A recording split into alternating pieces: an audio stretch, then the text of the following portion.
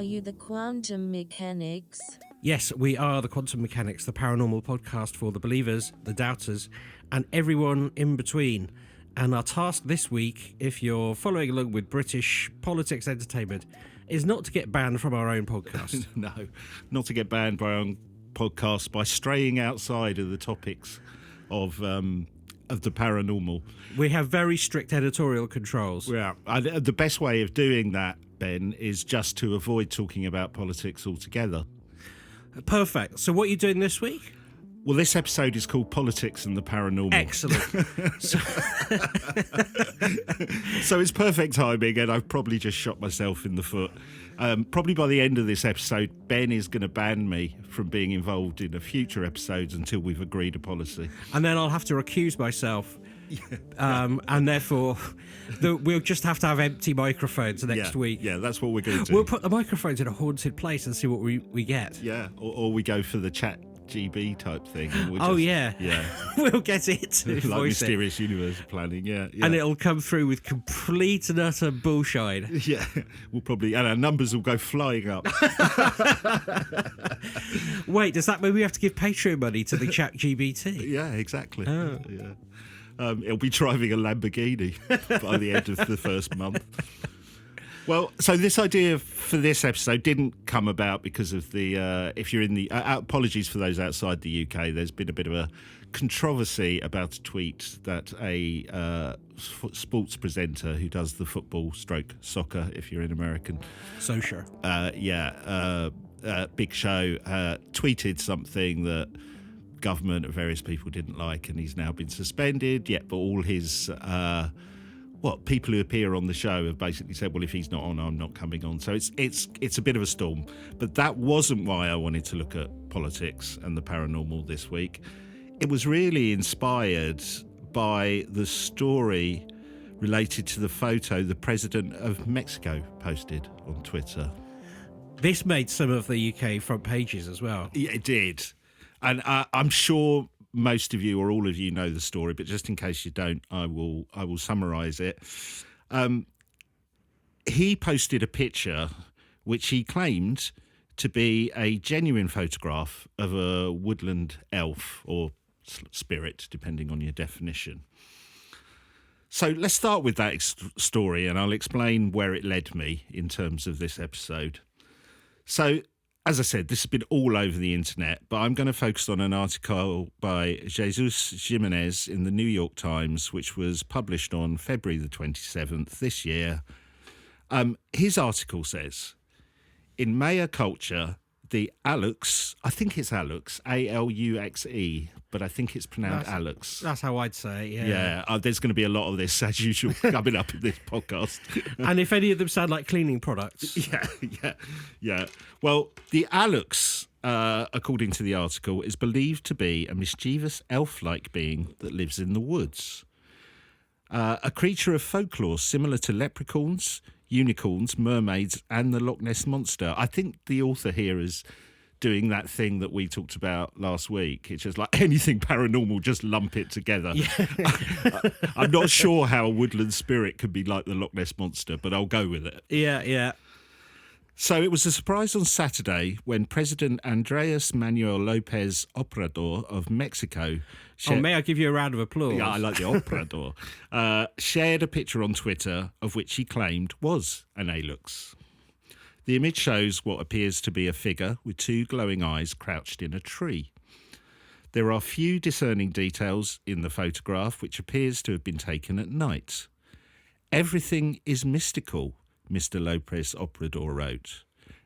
Now remember, because you kind of forget when you're doing this story, this is the current president of Mexico, right? Mm-hmm.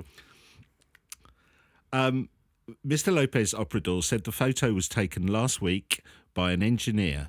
He did not identify the engineer, but said the photo came from work on a project that he has backed, the Maya train, which is a railway that is expected to be nearly 1,000 miles long and that has been pitched as a way of developing Mexico's poorest region.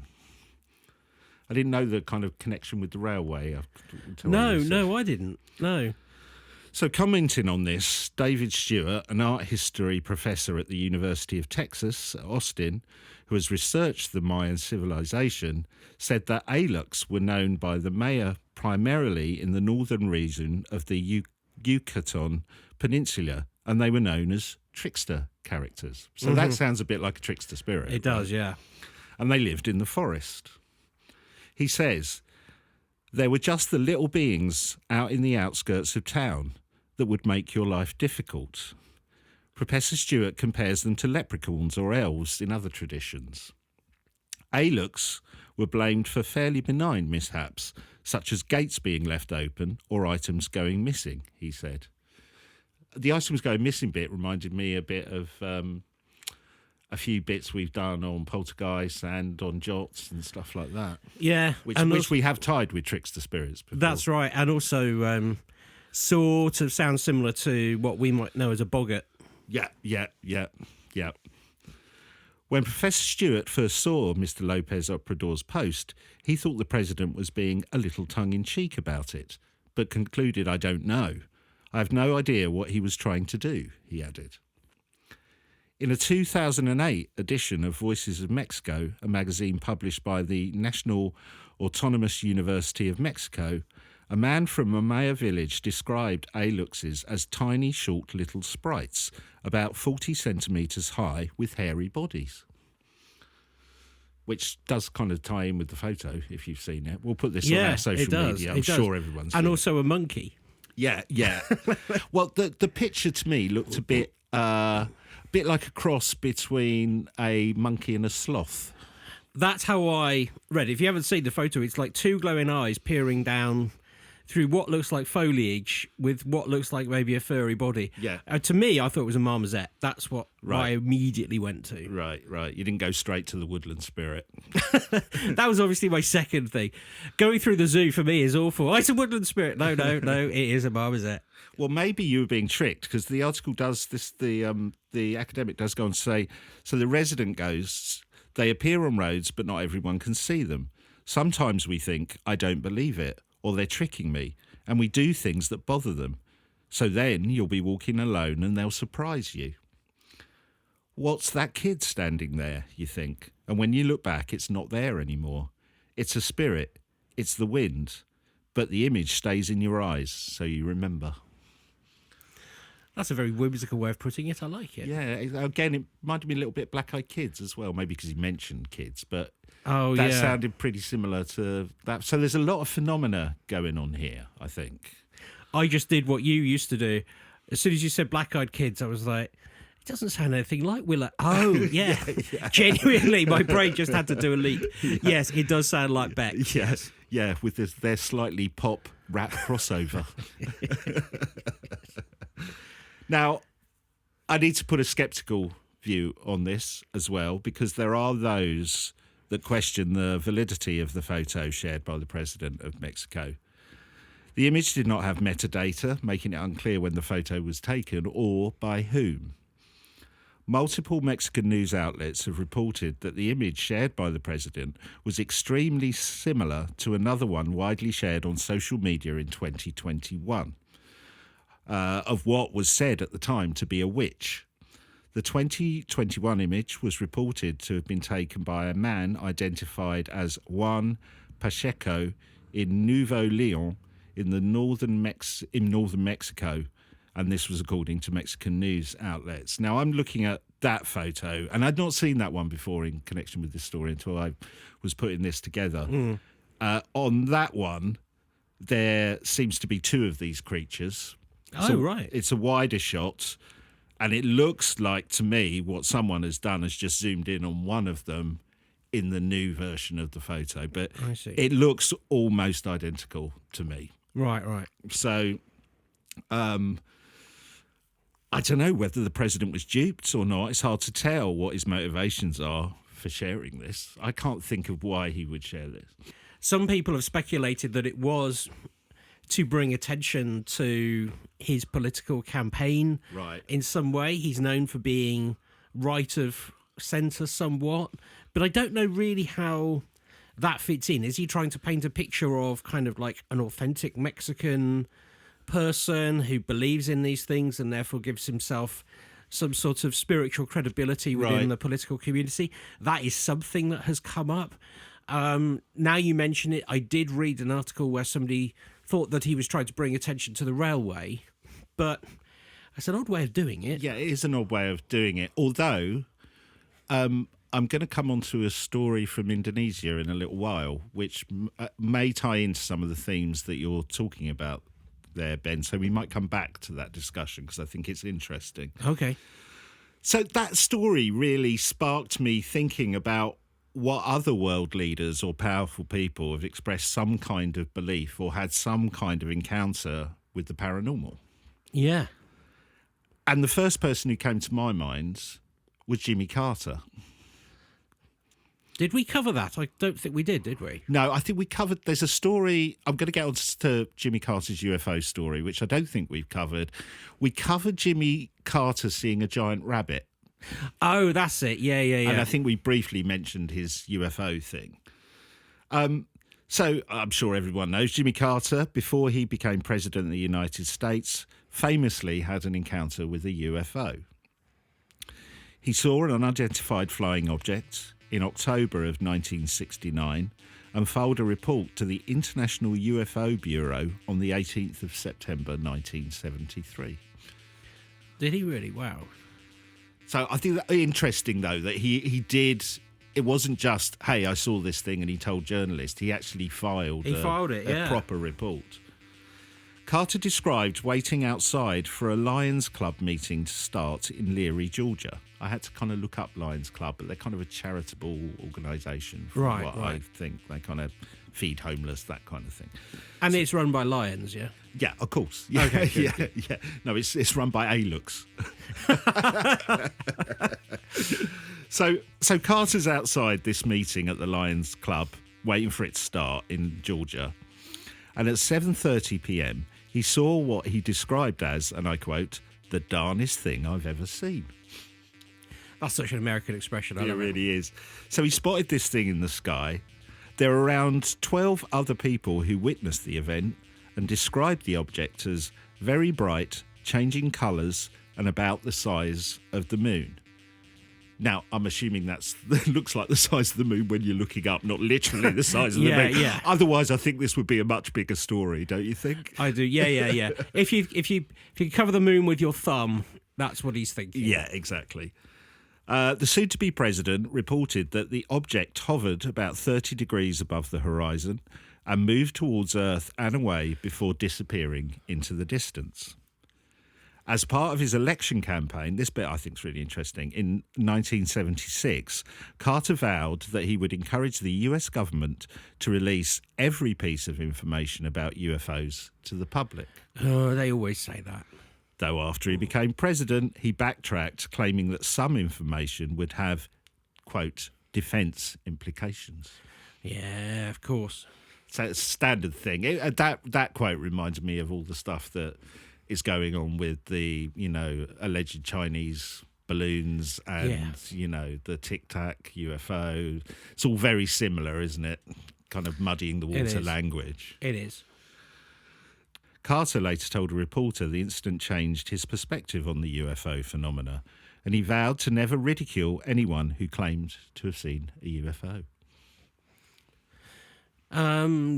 Well, that's...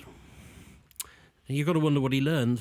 Yeah, exactly. That's what was going through my mind. Because, I don't know, I get the impression that, maybe I don't know enough about Carter, but I always got the impression that he was a reasonably straight-up guy. And if he'd said in his campaign he was going to release this information, well, you wouldn't kind of make that promise. I feel that he'd made that promise with the best intentions and then got to see some of the stuff and went, God, we can't release this. I think Hillary Clinton said something similar. Yeah. And Trump said something similar, I think, as well, and that never happened. Yeah. So they all have these intentions. And, Bill Clinton, I think, as well, because there was all that stuff about they thought they'd found life on Mars, and then they kind of backtracked and said, well, they could be microscopic, but it's not that. And, yeah, so there's a history of this kind of stuff. But I think what sets Carter out is he saw a UFO, he posted it, and then he didn't backtrack from it when he was campaigning or deciding to run for the president. He's never gone, oh, it could have been this, could have been that. He's always had some outer worldly, paranormal with a small p element to it, rather than kind of discounting it. Yeah. Certainly here in the UK, and I would imagine in the US, a belief in the paranormal might not be a vote winner, or at least it might open you up to ridicule or attack from your political opponents. Yeah, 100%. Yeah, which is why you might try and avoid it. But in some countries, belief in the paranormal is actually a vote winner, even essential to making sure you get elected as a politician. Oh, would this be like Japan? Well, we're going to travel Oh, to Indonesia. Okay. So I found this really interesting article by Bayer Dardius. I hope that's how you pronounce the name. And he explores paranormal beliefs and politics in Indonesia. Hundreds of parliamentary candidates across Indonesia are following rituals in sacred and sometimes dangerous mountains, rivers, beaches and caves, following procedures set out by Dukun. So this is Dukun, which I think is pronounced Dukun. Mm-hmm. Basically, that is a person with paranormal powers. Oh, okay. Now, depending on what level of political success you are looking for, costs to get the services of a Dukun are pretty expensive. Kaya Joanna Bodo, who is the leading Dukun in Indonesia, charges between $100,000 to $5 million, depending on what level of government you want to be elected to. What the... $5 million? I think that's probably to have a bit of a run at president or near enough. Wowzers. He's got a challenger, though, because there's a newcomer on the block. There's a new paranormal political fixer who's trying to make politicians' wishes come true through their powers, and his name is Decembria Rosjardi. I've got that completely wrong. Decembria Rosjardi. And he will guarantee success to those who believe in him and want to be elected. You thought 5 million was a bit pricey. Wait till you see what this guy's charging. Yeah. It is reported he would charge up to $100 million for a successful presidential race. Yeah, I could smell a fish. But he does believe in his powers. The money is held by a notary and will only be paid to the Dukun if the candidate is successful. Oh, well, when you put it like that. And no details on whether anyone has taken him up on this offer or not. But I was thinking about this because you think, oh, okay, well, that's putting his money where his mouth is. It is, yeah. However, if someone gives you $100 million and you're doing a presidential campaign, that's going to take a couple of years. Just having $100 million in your bank account for 2 years is going to raise a certain amount of money. That's right? a very, very good point, yeah. Yeah, you're going to get a lot of interest off that. Now, for anyone who's going, why would anyone do this, and are sceptical about it, the author of the article points out that the relationship between politicians and these paranormal political gurus is just good politics. He says, a former student of mine, Mohammed Salan, researched this relationship between Dukun and politicians and came to the conclusion that relationship is actually quite rational and mutually beneficial. He did his research in Banyar Anji district in East Java, a stronghold of superstition in Indonesia, where Dukun receive privileges amongst society. Dukun receive financial support from the political candidate by performing various forms of rituals. By the same token, candidates need Dukun as power brokers to gain support, especially for masses of voters who believe in a Dukun's capabilities. Ah. Candidates have connections with Dukun in every electoral area, especially in locations unreachable by the party political machine. That's really interesting. What a great profession to be in. Yeah, be a duken. Be a duken. Maybe we should set ourselves up. Yeah. I'm going to call Nigel Farage. Yeah, say, I can duken you into power. Oh, that would be brilliant. That would be hilarious. But that story of Indonesia did kind of harp back a bit for me on the one about the Mexican president. Like you said, maybe there was a certain degree of, well, people believe in this stuff. If I have show some kind of empathy or affinity with them, that might be a vote winner. That's true. And of course, what I had completely forgotten is he might believe it himself. I mean, yeah, it might be true. Yeah. Well, if you go with that, this shows that in certain countries, if you do believe, you don't have to keep it quiet. In fact, it can be beneficial to you expressing your beliefs and views on the paranormal. Yeah. It's always the it's the equivalent of the Labour Party in the UK being tightly aligned with the trade union. That's how you win chunks of vote. And the equivalent there is the Duke and has followers, I suppose. That's their trade union. Yeah. And by the sounds of it, in areas where a candidate can't reach the people, the Duke in some way acts as their representative and promoter. Yeah. Well, unlike Indonesia, in Britain, an interest in the paranormal can be a nail in the coffin of your political career. Can it? Well, this was the case with Rupert Matthews in 2011. Is he British? British, yeah. Okay. Matthews was a publisher who had published many books, including a children's book written by former Conservative Education Secretary Nicky Morgan. Oh, wow. I know her. Well, I don't know her, but yes, I know the name. Matthews, who as well as being a publisher had been a Conservative Party activist for over 30 years, decided to stand to become an MEP in 2011. For our listeners outside Europe, that's a member of the European Parliament. The plan was for Robert Matthews to take over from the standing Conservative MEP, Roger Helmer, who was stepping down. But Conservative Party managers stepped in to block Matthews from standing.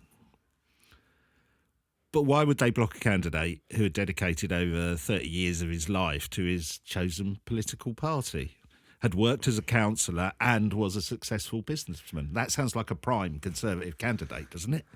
It does. Had he been on Most Haunted? Not quite, but yes, you're guessing it. It was because of his interest in the paranormal. Matthews had once run a course at the International Metaphysical University of West Virginia. The course was about ghosts, UFOs, aliens, and once again, the Loch Ness Monster. That bloody Loch Ness Monster. He just tags onto everything. Hello, can I be part of this, please? Yeah, I want to be part of it. Wow. So he'd run a course. Now, there's another bit to it. Matthews had also warned residents of Odell in Bedfordshire about the ghost of Sir Roland Alston, who was the former proprietor of Odell Castle. So he warned them? Yes, well, he had a warning because Sir Roland, who was obviously long dead, was said to have sold his soul to the devil. Uh-oh. And Matthews predicted Sir Alston would return from the dead, and I quote, bring hell to earth. Right. Now, in light of all the information, the Conservative Party decided he wasn't a suitable candidate to become a Conservative MEP. I sort of understand now. Yeah. It's a bit mean if he's just like, oh, I like ghosts. But if he's like, no, this guy's actually partly the devil or whatever. Yeah. No, that's not going to go down well. Yeah, it's not great if you're in the middle of a political debate and the candidate says, there is an ancient ghost coming down who sold his soul to the devil who's going to reach hell upon you. You're like, oh, okay. Okay, yeah. No, please stand down. Although he did have his supporters, the MEP that Matthews was due to take over from was so incensed by the decision of his party, he refused to step down and defected to another party. He defected to UKIP. Oh, for the love of... Well, then, hang on. There we go. That's what I was just saying. A Dukan is helping. Yeah. If he's gone to UKIP. Yeah. Wow. There you go. So you called it. That's amazing. So I reckon we need to find out what UKIP think of the ghost of... What's his name? Roland. Yeah, Sir Roland... Hold on. Sir Roland Alston. Right. Okay. Perfect. I'm on it. What it did make me think, Ben... I don't know if you've got any political aspirations, but after doing this podcast for 3 years, I think you can basically forget about them. Yeah, I was thinking, I don't know, I wouldn't mind being a mayor. Yeah? What, not like a horse? Hang on, I'm completely confused about what that position is now. I've been grooming my tail for months. Yeah. I could be a ghost mayor. Yeah. Well, there's lots of those who ride on horses, ghostly horses. So that would work. They do. Now, regular listeners will know that we love delving into academic papers on this podcast, don't we?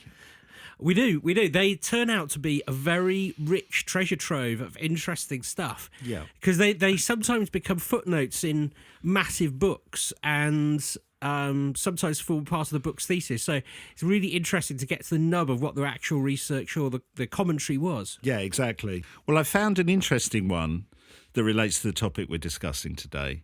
Now, this paper is by Tyler James Ferrari. What a great name. That is amazing. It was published in 2018. Ferrari was a political science student at Chapman University, and the title of the paper is Paranormal Beliefs and Their Effect on American Fears and Political Identification. Nice. Now, I'm just going to read the intro to give you a flavour of what the paper covers. Ferrari writes, "For centuries, Americans have been mistrusting of their government and other places of authority. The American Revolution was rooted in the mistrust of King George III to adequately care for and protect the colonies from unfair taxes and abuses by Parliament. Since the Revolution, Americans' distrust of the government has become more palpable, with some candidates using this mistrust as a campaigning tool. This mistrust has permeated throughout all levels of government and higher authority, with different Americans being mistrustful of different institutions. Additionally, this has influenced American culture and its obsession with urban legends and paranormal phenomena. Shows like The X-Files, Monsters and Mysteries in America, and Finding Bigfoot have cult-like followings of believers and those who, quote-unquote, want to believe. The popularity of shows like these illustrates a culture in America that is skeptical of authority and open to abnormal ideas." That's his words, not mine. But how these ideas influences one's political identification and ideology. Are there any correlation between one belief that the government is hiding the truth about aliens and their political party? So I read that and thought, this is worth a little look at. Additionally, do these beliefs influence how one feels about more likely disasters like terrorism and economic collapse? Understanding these potential relationships will help governments and other institutions better understand how to deal with the skeptical, because bringing about a renewed sense of trust in American institutions will help the country overall in the face of trials and disasters. So that's his kind of intro. So I thought, this sounds interesting. I delve. So, I'm going to focus on this paper. This is a paper about America, right? But I'm sure themes could apply across many countries. That's the paper I've got, so I'm going to focus on it. Now, there's quite a lot in the paper that discusses something we've touched upon in an episode a couple of weeks ago, we did on science and the supernatural. In Ferrari's paper, he points out that there's this tendency to label conspiracies and paranormal believers as crazy or uneducated. And he's saying that this prevents, that means that there's very little scientific or academic research into the subjects because of this belief that they're all crazy and uneducated. And it also prevents people who do have a belief in the paranormal coming forward to engage with proper research. Why would you do it, right? I'm just going to be ridiculed. They think I'm all stupid. I'm not taking part in a study. You know what I mean? So I thought that was an interesting point and has tied into things we've said before. The paper goes on to explore a number of hypotheses or assumptions that people make and whether there is any basis in the assumptions. Ferrari explores the assumption that those who believe in the paranormal, so he's defining paranormal in this sense as ghosts, cryptids, aliens, etc. So kind of what we would say traditional paranormal. Yeah, in quite general terms. Yeah. He says they tend to be believed by those who are conservatives, with a small c rather than a big C. And those who believe in conspiracy theories tend to be Democrats. Is that right? I would have completely reversed that. Well, it's funny because when I read that sentence, I thought the same, but I'm going to get on to why that is the case, and it actually makes sense. But you're right to pick that up because that was my instinct. So according to Ferrari, there is this assumption that conservatives and Republicans are more likely to believe in the paranormal. Democrats are more likely to believe in conspiracy theories, and the politically independent, I guess, are just kind of that, independent, right? Yeah. So like you say, I was sceptical in this premise he was testing. I tend to think about conspiracy theories being embraced by Trump, MAGA supporters, QAnon, stuff like that. Yeah. But then I realised that the paper, though it was published in 2018, a lot of the stats and research comes from a 2008 study. I see. Which made me think that my view that belief in conspiracy theories may have shifted towards Republicans rather than Democrats in that 10-year period between the survey in 2008 and 2018. So, and the author of the paper does make some conclusion to that point later on. So we'll get onto that, basically. Now, as I said, the report utilises a 2008 survey to analyse how beliefs in certain phenomena is affected by your political persuasion. And it had some interesting results. Shall we run through some of the questions and see what the results were? Yeah. So let's start with Bigfoot, because, you know, we like to start with a bit of Bigfoot. So the participants in the survey were asked whether Bigfoot was a real creature. Now, before we divide that into political beliefs, let's go for an overall result. So, Ben, what percentage of Americans do you believe Bigfoot is real? 40%. Okay, you've gone higher. It's somewhere between 15 and 20% of Americans believe in Bigfoot. Okay. With politically independent people being the most likely to believe. Oh, okay. It's pretty close, though, between the other political persuasions. So whether you're a Democrat or a Republican, you're pretty much just as likely to believe in Bigfoot than, anyone else. I think it's around 18% for both of them. Now, I know some listeners out there will want to know what we believe, but we say, as we said on the podcast before, we like to think of ourselves, certainly I do, as not having a particular belief, more a curiosity. Yeah. But bearing that in mind, shall we just kind of give an outline of where our curiosity is sitting on these subjects? Yeah.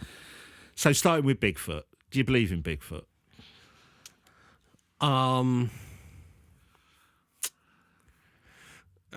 don't know. I think I'm inclined to think there's something there. Whether it's a flesh and bones giant ape or not, I don't know. But there's some people have definitely seen something. People have seen something. Yeah, I'm probably more on the sceptical side on the Bigfoot thing. I think you're right. People have seen something. Do I think it's some cryptid-like creature? Probably not. So yeah, that's where we are. It may not be as definitive as people wanted, but I felt we should do it. The next question that was asked, do you believe the government is hiding the truth about the moon landing? No. Now, this separates more in terms of your political beliefs. Independents are more likely to believe the government is hiding the truth about the moon landing, with 31% believing there was a conspiracy. Oh, wow. That's much higher than I would have thought. Democrats are next in believing in the conspiracy, 25%, with Republicans least likely to believe in the conspiracy at 17%. So that's quite a gap between the independents and the Republicans. 17% for a Republican, 31% for an independent, 25% for a Democrat. So moon landing. Well, I'll start with this one. I think we did go to the moon. My conspiracy about the moon landing is I don't think people watched it live. I think it was pre-recorded just in case anything went wrong. So I think it happened earlier than we think it did. That's where I would lean. That's interesting. Yeah, it would make sense if that was the case. And certainly there is video that shows some level of kind of faking scenes that may be connected with the fact that maybe it didn't happen live as we were supposed to have watched it. I think there might have been a standby studio, but I still think we saw actual footage. Right. So I went through the paper in terms of other paranormal phenomena, like the Bigfoot question. Your political beliefs don't seem to have any bearing on your belief in ghosts, UFO, cryptids, or other similar phenomena. They just, Democrats and Republicans seem equal in terms of what they believe about those subjects. Where there is a political difference is belief in conspiracy theories and trust in government organisations such as the FBI, CIA, etc. And what the author seems to suggest is that when it comes to conspiracy theories, it depends who is in power, which I thought was really interesting. If you're a Democrat, your trust in the institutions of government is higher if there is a Democratic president, and your belief in conspiracy theories are lower. At the same time, and same is true if you're a Republican in a time of a Republican president. So you're more trusting when your person is in power, basically, which kind of makes sense, doesn't it? It does, yeah. And for independent people, their distrust in government is higher in general and more consistent, which again makes sense. Yeah. Because you don't care who's in power. It's not part of your tribe. So your belief in a conspiracy will be higher because you think it's more likely to happen. That's a dynamic I'd never thought about. That's really interesting. That is interesting, isn't it? Now, the paper does strike a word of caution for America, and I stress I'm relating this to America because this was the best paper I found on the subject. I think it applies wherever you live. Ferrari says, with the general mistrust of institutions in America growing in the aftermath of a prolonged war on terror and the Great Recession, it is no surprise that belief in conspiracy theories and paranormal phenomena is generally large across the political and ideological spectrum. But the prevalence of these beliefs illustrates serious problems for the political system moving forward. In 2008, conspiracy theories targeting major party candidates had greatly increased, first beginning with conspiracies surrounding President Obama's birthplace, in 2016 targeting Hillary Clinton's health or Donald Trump's relations with Russia. As more of these theories target candidates, the more the public relationship with the government will continue to worsen because of a growing lack of trust. Furthermore, many public officials have given greater credibility to some conspiracy theories by promoting stories from websites like InfoWars or Russia Today. The growth in audience that these sites have seen illustrates a distrust in the media as well as the government. This growing distrust threatens democracy because various factions within the political realm are now able to create their own realities. And these differing realities block any chance of discourse on political issues. Perhaps even more dangerous, an unhealthy mistrust of institutions like the government in times of emergency can cost people's lives, as seen in disasters like Hurricane Harvey. The data in this paper clearly illustrates that while most Americans do not believe in these conspiracies or other paranormal phenomena, there is a large faction that believes in these things and that can possibly make them more susceptible to more sinister attempts to mislead the public, such as Russian disinformation campaigns during the 2016 election. Yeah. Additionally, the large amount of Democrats believing in conspiracy theories is possibly motivated by partisan attitudes, and this greatly hurts the American political system because trust or mistrust in the government is becoming motivated only by partisan bickering as opposed to being motivated by the efficiencies of these institutions. It is vital that leaders in both parties and in American institutions like universities, the media, or the government as a whole stop conspiracies from spreading by being truthful with the public at the first chance they get and fighting back against conspiracy theories. I thought that was interesting. Yeah, I had never it makes sense, but I hadn't really aligned the belief in Bigfoot to the potential to receive Russian disinformation. But yeah, and I'm not, and to be honest, in my reading that, I'm not sure. It felt a little bit, and I thought it was a really interesting paper, but it felt a little bit that it was someone who decided to go on this journey and then looked at the stats and it didn't really back up what his conclusion was going to be, and then thought, I'll write the conclusion anyway, which I think is fine. Do you know what I mean? Because your example is a good one. That there isn't very, very little difference, probably a statistical error difference between Democrats and Republicans who believe in Bigfoot. The numbers are pretty much the same. Yeah, same with ghosts, same with conspiracy theories, different, but as the paper is suggesting, that depends who's in power and who you trust, which is just logical, really. It is. The trouble is when politicians think that people will believe conspiracy theories and then commit crimes or disservices to people, it sort of proves, it adds weight to, well, if that happened, then this could happen. Yeah. It's the same thing as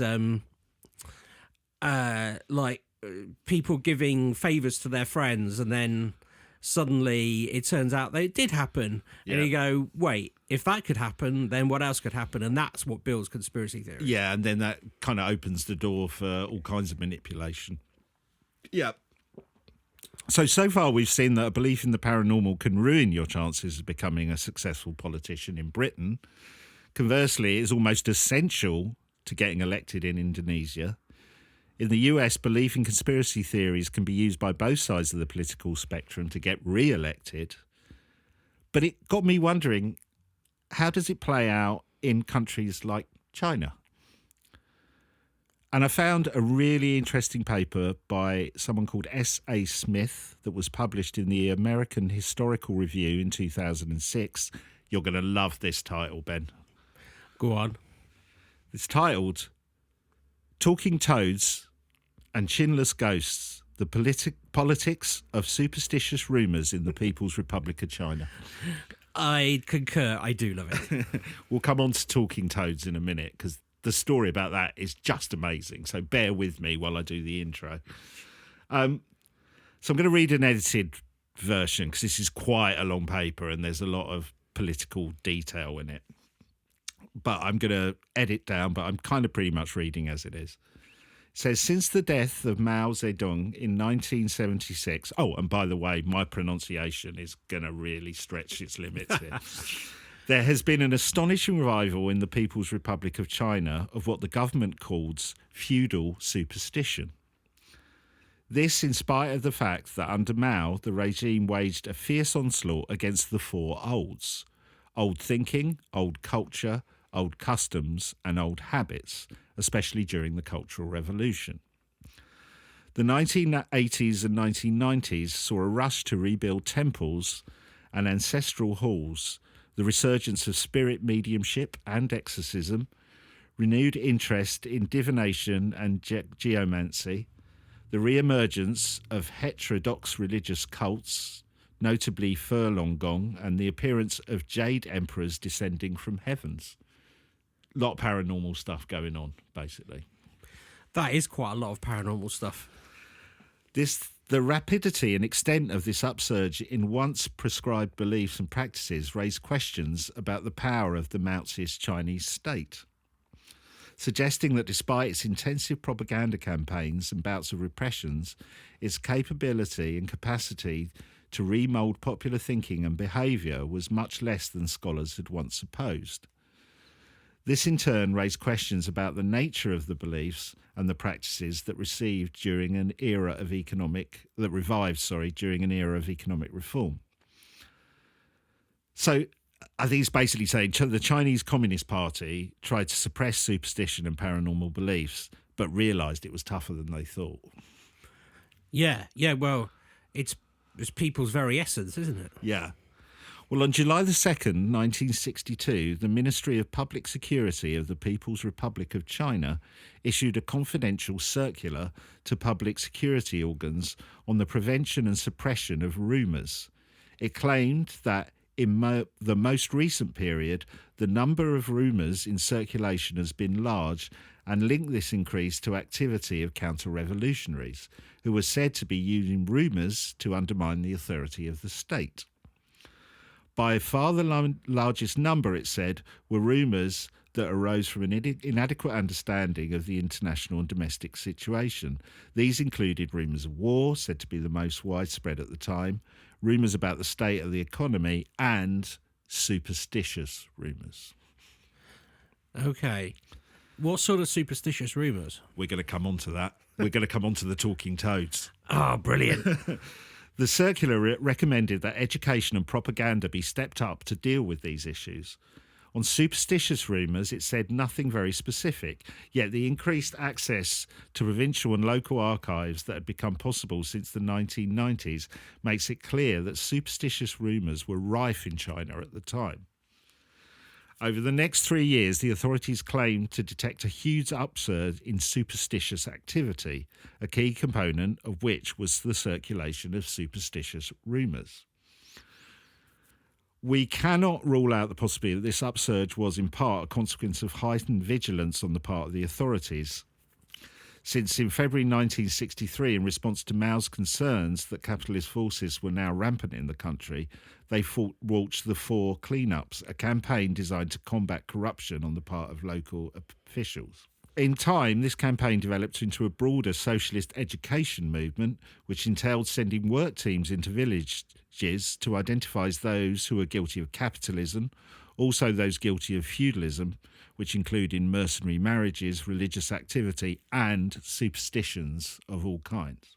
A key manifestation of feudal superstition was deemed to be the spreading of rumours about supernatural happenings.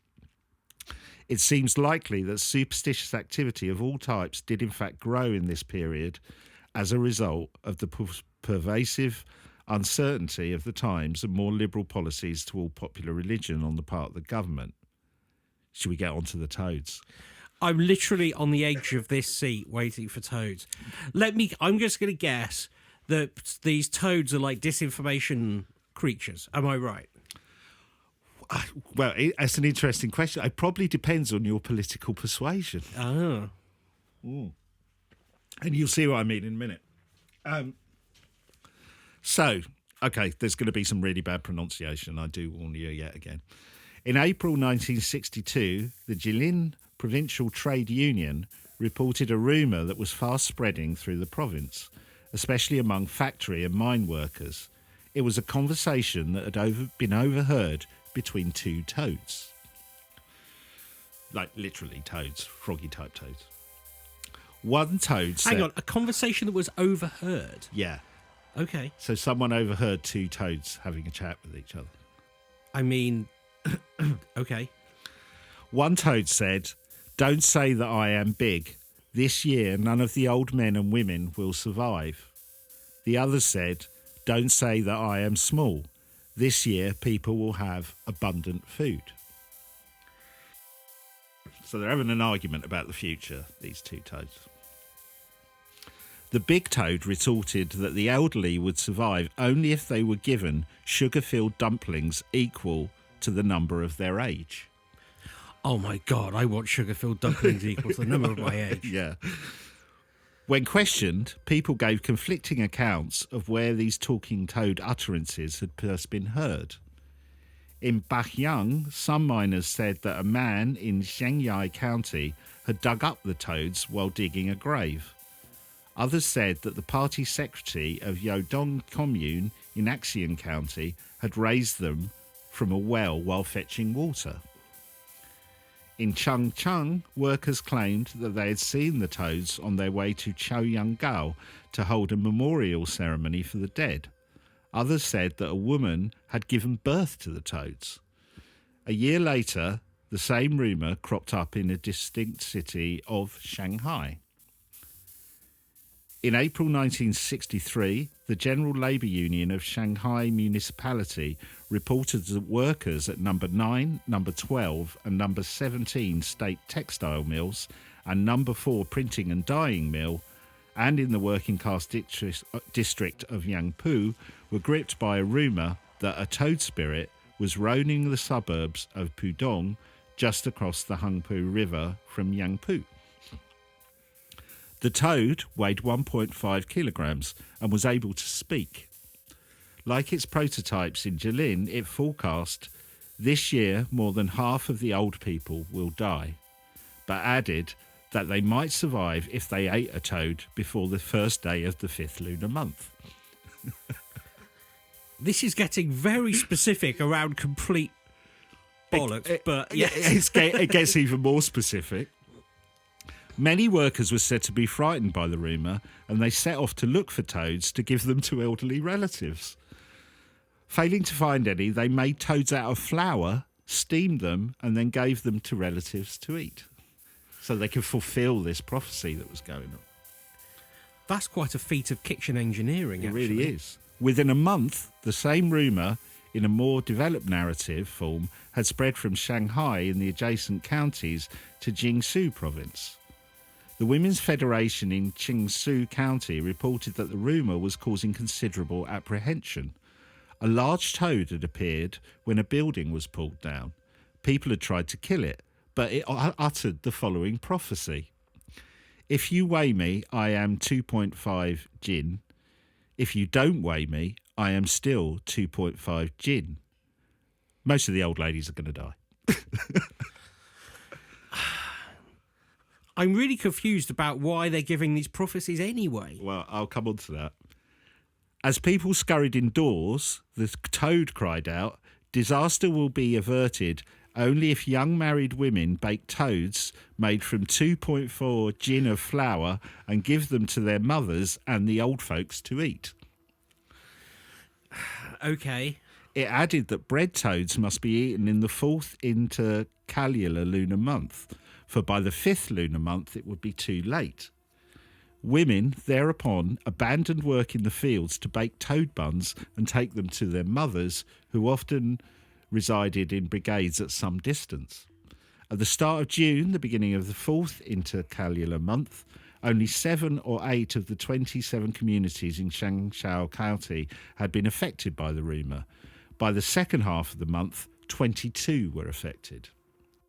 When offering the toad buns to their parents, daughters first burned a stick of incense. They then presented the buns with 2 poached eggs, which sounds quite nice. Okay, this is now becoming a cookery show. The authorities were particularly concerned that party members were participating in this activity. In Gongbai Brigade, the secretary of the party branch and the head of the Women's Federation both presented toad buns to their mothers. In Jing Brigade, the head of a women's federation, while attending a party meeting, deliberately allowed her children to cause a ruckus so that she could leave the meeting early. She then visited her mother with toad buns that she had made. Among Nansao production teams, 9 out of 57 households baked toads, giving away a total of 21 buns, while 4 households received a total of 7 buns.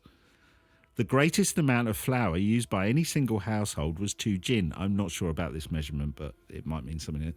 The greatest number of total buns made by any household was 7.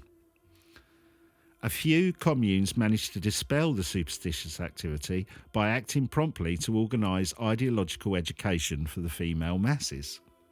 Different times. Really? In this way, in 6 out of 13 brigades in Sangshuao Io commune, the evil wind, as it was called, was dispelled and the masses were enabled to understand the rumours rationally. The overall effect of the rumour, the report concludes, was to waste flour, reduce turnout for work in the fields and increase feudal superstition thinking. So why? Yeah, why? And what a very convoluted way of going about it. I read the paper, and I don't know if this is what the paper was saying or an idea in my mind. So I can't, you know what I mean? I don't know if it's influenced by the way the paper's wording or if this is my idea, and I'm not sure which it is. My interpretation of the paper and that amazing story about the talking toads, I reckon that due to the potential famine in China, the people ran with this superstitious story about the toads in order to make sure their communities looked after their elderly residents and gave them food. Yeah. And I think that it made me wonder if superstition, whatever, they'd come up with a creative way of getting around the kind of authoritarian position of the Chinese state by letting this rumour go. Because it's superstition, it's harder to challenge. It's almost in the abstract, right? Yeah.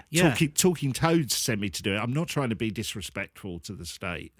It's just there's these talking toads, and everybody came about it. And in this time of finite and short resources, they made sure they looked after their elderly population.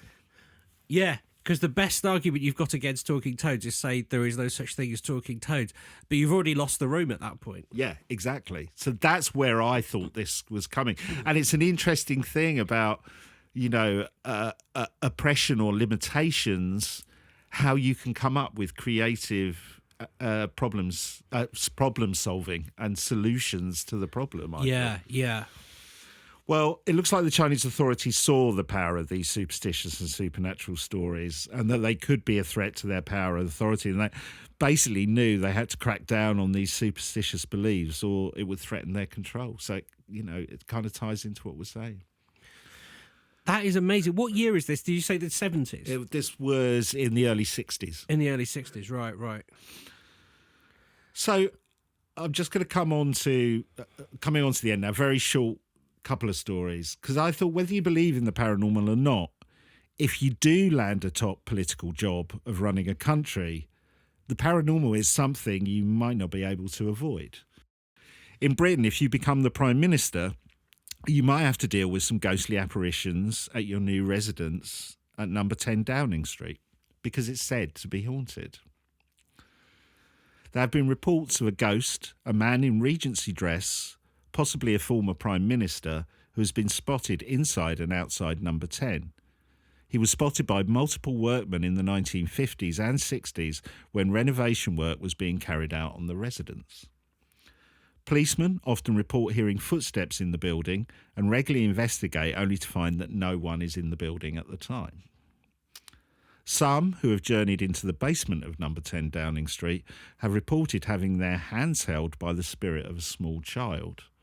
Others claim to have smelled Winston Churchill's cigar smoke. Oh, that's quite cute. Now, moving across the pond to the White House, but sticking with Winston Churchill, when Churchill was visiting the United States, staying in the White House, he slept in the room called Lincoln's bedroom. He had an encounter with the ghost of Abraham Lincoln. Did you know this? I sort of feel like it's in... I read it somewhere, but no, I don't know the story. It's very funny. It's very Winston Churchill. Churchill had stepped out of a bath, was naked apart from the cigar he was holding in his hand. Very Churchill, right?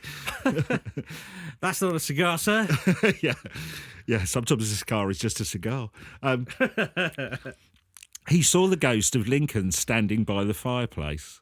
I hope this is so true. I know there's a lot of apocryphal stories about Churchill. It said Churchill looked at Lincoln's ghost standing at the fireplace and is reported to have said, "Good evening, Mr. President. You seem to have me at a disadvantage."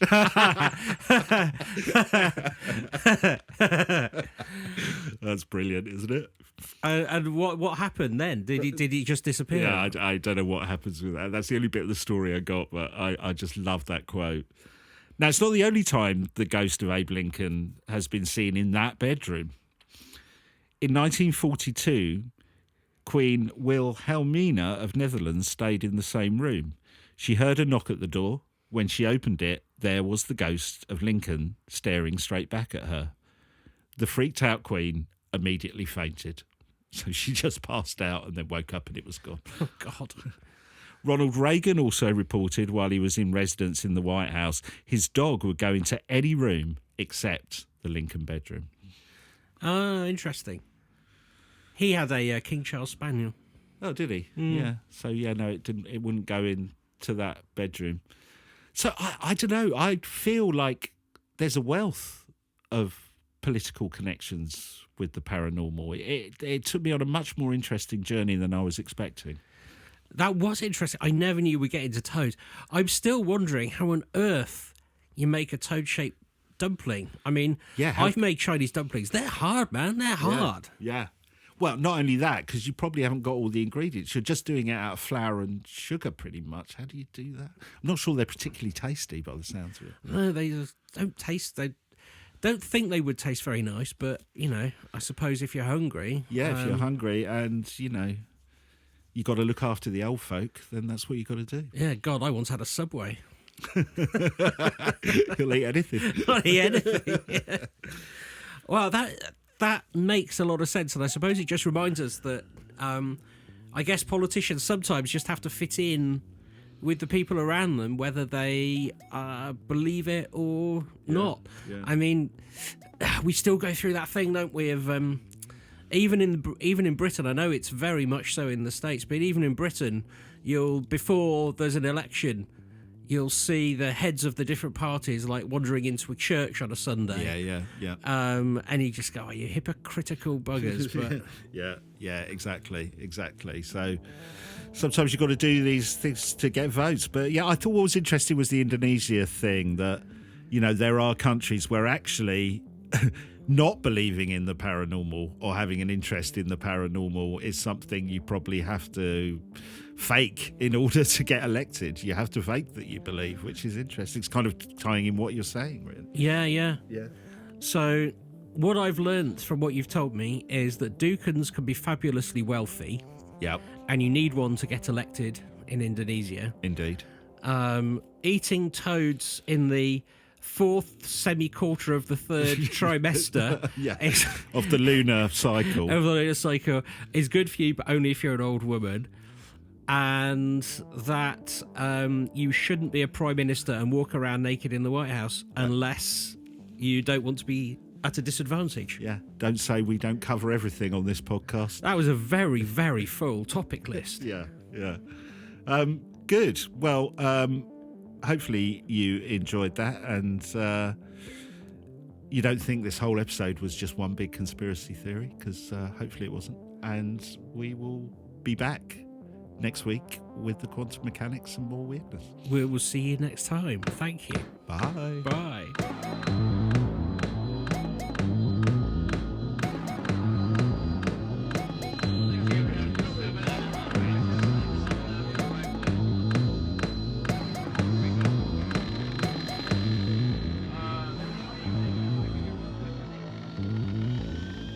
Are you the quantum mechanics?